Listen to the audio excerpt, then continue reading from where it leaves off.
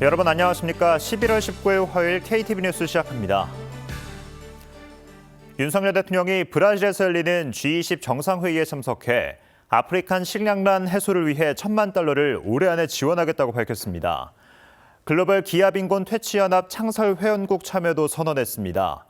주요국 정상 앞에서 러브 군사협력 중단을 위해 힘써달라고 촉구하기도 했습니다. 브라질 리우데자네이루에서 이혜진 기자가 보도합니다. 취임 후 3년 연속 G20 정상회의에 참석한 윤 대통령. G20 첫 세션 연설에서 올해 주최국 브라질의 중점 성과물인 글로벌 기아빈곤 퇴치연합 GAA-HP 창설 회원국 가입을 선언했습니다.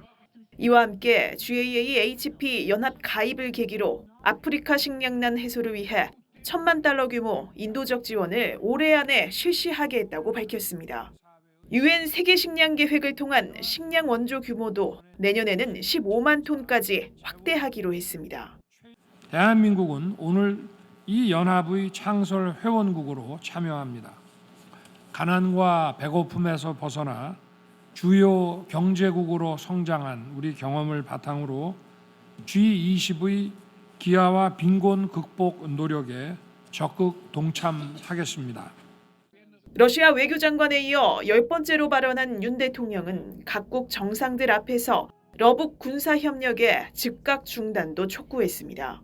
국제사회가 러북 군사밀착의 불법성을 심각하게 인식하고 이를 막기 위해 힘을 모아야 한다는 겁니다. 윤 대통령은 아울러 G20 선진국은 개도국의 성장 동력 창출 지원을 위해 힘을 모아야 한다고 역설했습니다. 반대로 개도국은 우리 정부가 추진 중인 노동개혁, 교육개혁 같은 구조개혁과 함께 재정혁신에도 적극 나서야 한다고 강조했습니다. 이번 G20 정상회의에는 G20 역사상 가장 많은 국가와 국제기구가 참여합니다. 윤 대통령은 이들 회원국을 대상으로 선진국과 개발도상국을 잇는 가교로서의 한국의 역할을 강조하고 있습니다. 브라질 리우데자네이루에서 KTV 이혜진입니다. 윤석열 대통령이 G20 정상회의 일정을 소화하고 있는 가운데 현지 언론과의 인터뷰를 통해 미중 관계는 양자 선택 문제가 아니라고 소개했습니다. 국익 중시 기조를 견지하는 외교 전략은 바뀐 적이 없다고 강조했습니다. 대통령실은 한중 관계 개선을 위해 소통 강화에 초점을 맞추고 있다고 밝혔습니다. 최영은 기자의 보도입니다.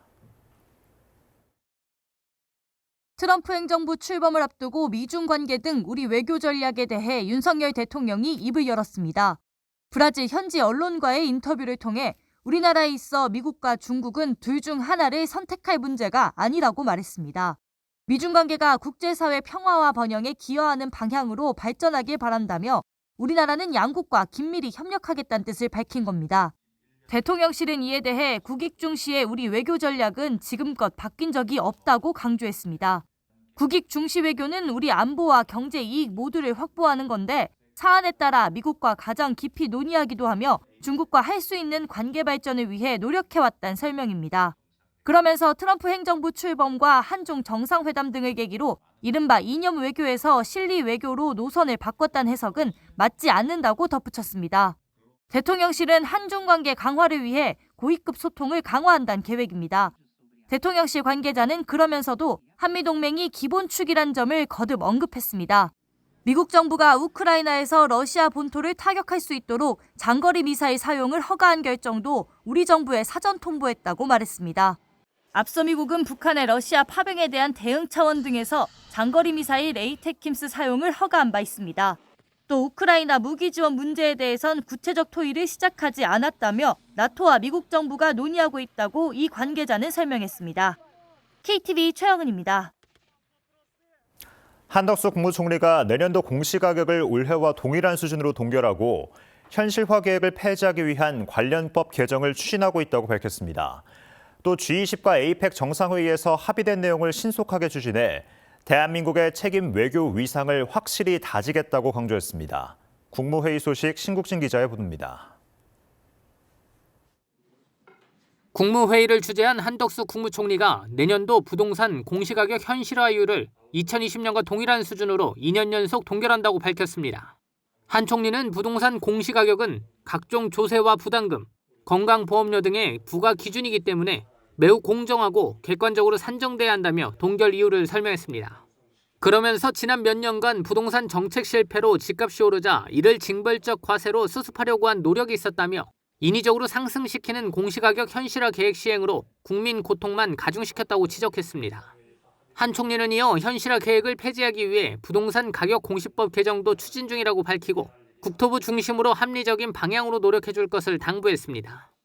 공시가격 제도가 국민들께서 공감하고 수용할 수 있는 합리적인 방향으로 발전할 수 있도록 지속적으로 노력해 주시기 바랍니다. 윤석열 대통령이 에이펙 정상회의와 G20 정상회의 참석을 계기로 국제 외교에서의 우리나라의 역할도 강조했습니다. 한 총리는 대통령의 이번 순방은 급변하는 글로벌 외교 환경에서 글로벌 중추 국가로서 대한민국의 책임 외교 의상을 확실히 다지고 우리의 외교 지평과 실질 협력을 중남미로 확대한다는 차원에서 그 의미가 크다고 설명했습니다. 그러면서 대통령이 아태 지역의 공동 번영을 위한 안정적인 무역 투자 환경 조성에 앞장서고 혁신과 디지털 기술을 활용한 공동 협력 방안을 제안했다고 강조했습니다. 한 총리는 각 부처의 이번 정상회의에서 합의된 과제들의 속도감 있는 이행으로 국제사회에서 우리의 책임을 다해달라고 주문했습니다.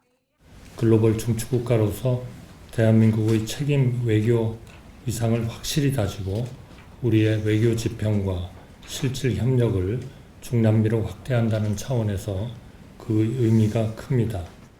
한편 한 총리는 아동학대 예방의 날을 맞아 모든 아이들이 안전하고 건강하게 자랄 수 있는 환경을 조성하는 것은 국가의 가장 기본적인 책무라고 강조했습니다. 각 부처는 아동보호 정책이 현장에 제대로 뿌리내릴 수 있도록 끊임없이 점검하고 보완해달라고 덧붙였습니다. KTV 신국진입니다. KTV 뉴스를 마칩니다. 저희는 내일도 국정 소식을 한 걸음 더 빠르게 전해드리겠습니다. 함께해 주신 여러분 고맙습니다.